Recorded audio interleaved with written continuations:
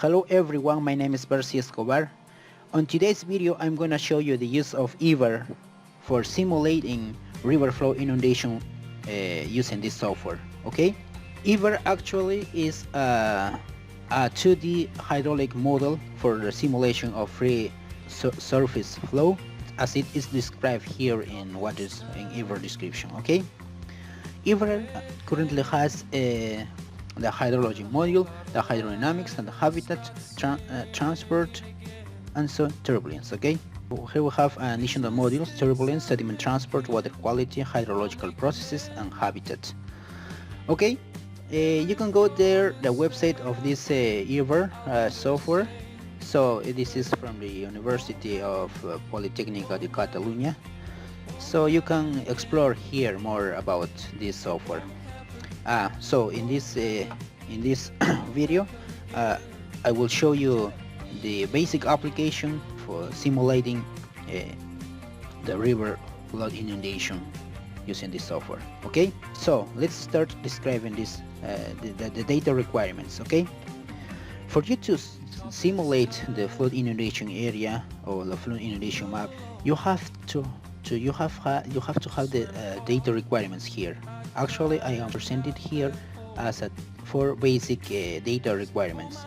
First of all, you need to have the data digital elevation model (DEM) of the study area. The next input data is the hydrograph for a specific return period or a single discharge. Okay, and the third data should be the land use map, which is important for assigning roughness in value.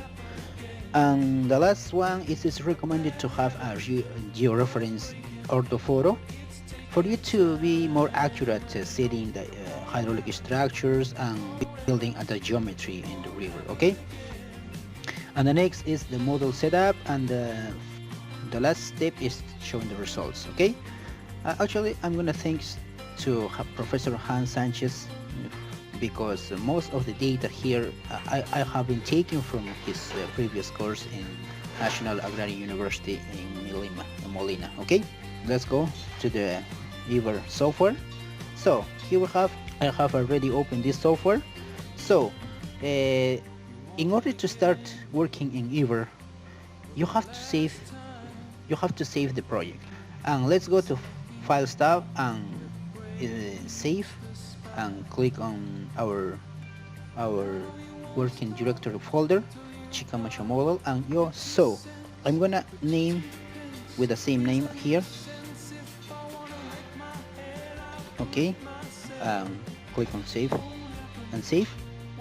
So we have already saved this project, and the next step, we're gonna import our data, the input data. Okay, first we're gonna import our background image. Let's go to view and background image and click on real size. Okay, let's go to our folder, Iber training, Chicamocha, and import data. Okay, here we have actually the extension on GPA, which is the orthophoto, and select it and open. Okay, it seems like there isn't any image or any data. Click on, we make the zoom frame, and we have already here. Okay, actually this is the orthophoto. As you can see here, we have here a river which is called a Chicamocha river. Okay, the next step is to import our digital terrain model. Right here, digital elevation model. So in order to import our digital terrain model, let's go to the menu Iber tools and earthing. Okay, create earthing. I will select my DEM data here. Actually this data was previously processed with GIS software. Select the DEM Chicamocha here, txt, open, select it and open. So import as mesh. Let's actually, I have here in here I have here, okay, data, and we're gonna set a tolerance 0.25 and here and 30, and so the other one is 2, okay, minimum 2. Accept. Okay, we have already imported our digital elevation model or mesh. Actually, we can see here as a render as different type of presentation here.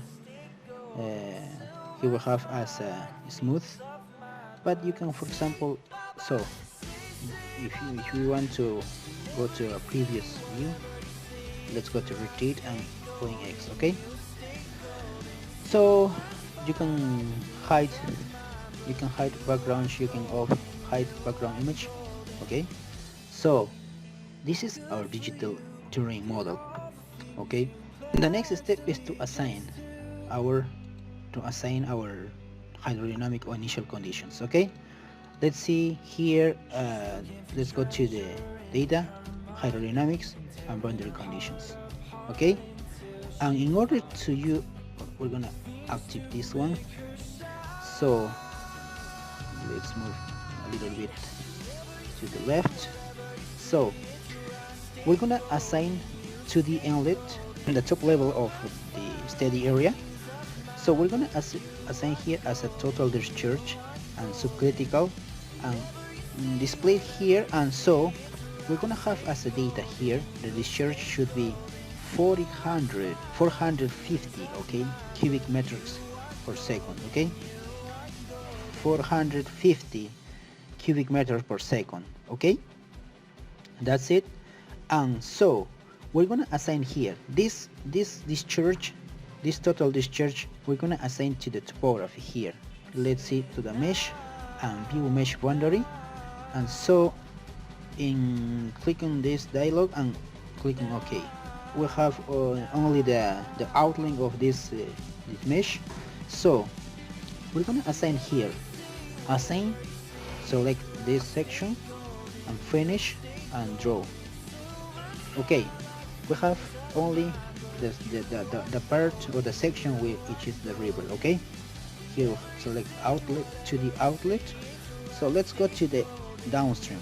We're gonna select here as a supercritical, critical, and we have only one outlet. Okay, let's assign this one. Click on assign. So select. Actually, I'm gonna select the like this. Okay, finish, and you can draw as well here, and you have here the section that you assign, that you have already assigned as an outlet. Okay, close it. That's it. The next step is to go to the roughness and land use, to assign land use. Okay, in a real project, actually you should have a different in values here in the study area. For example, you should have for a river another in value, and for this area which is not a river, you have different in values. Okay, but for this practical application, we will have only one value, one manual value. Okay, we need to active our mesh. Okay, data, let's go to mesh, view mesh boundary, not let's let's show as mesh. So in order, let's go to the roughness, land use, and here we're gonna assign only one value of money. Okay, let's assign all elements, cover this section, and we have already selected all the elements. So finish. Okay, and you can here draw all materials, and we have only one material for all the steady area. Okay, as a river. Close and close. And then let's go to the hydrodynamic, boundary conditions and initial conditions. Okay, actually we're gonna start with depth 0, input data. So problem data, let's go to problem data. Here I wanna have another new simulation. We're gonna start by setting 1000 seconds. Okay, but it depends on the data you have. Okay, but for this application I'm gonna set a 1000. And result time interval show here I'm gonna set 50, okay, and accept. But let's go to the results and let's active the hazard option for you to show the hazard area in this study area. Okay, and close. The final step is to simulate, to calculate, and you can go here, this icon, or maybe you can go to the menu calculate and calculate. Here we have initializing process. Let's see the process here. And so as you can see, the process has already started. So let's wait for a while. I will come back when the process is finished. Okay, we have already finished the processing.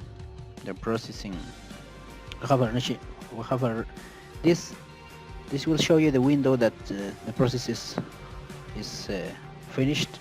So as you can see here, let's close this window, and you can see here a table that show you the process, how this model has processed. Okay, actually this should be approximately the same number when the computation finished. Okay, this is something that you need to take into account for you to be sure that the process was successful, or the process is accurate enough for you to show the results. Okay, close it. So for you to show the results, let's go to post-process. Here click on this icon. The software will open the post-processing window. Okay, so the results, we're gonna show here the options, that the windows for you to show the results in this window.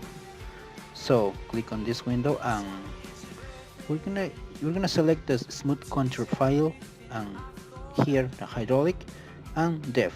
Apply.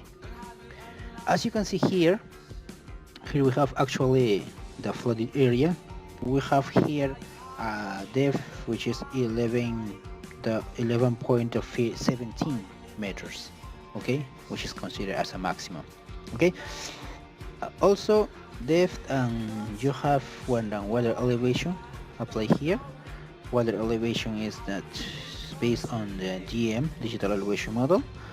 So let's see here another result. We can select contour ranges and select our map hazard and maximum hazard and apply. This option show us actually here as a classification of the map maximum hazard. Okay, for example, all the course of the river we have here, it is considered as high hazard. Okay, and with the color of green is a moderate hazard, and the blue is no hazard.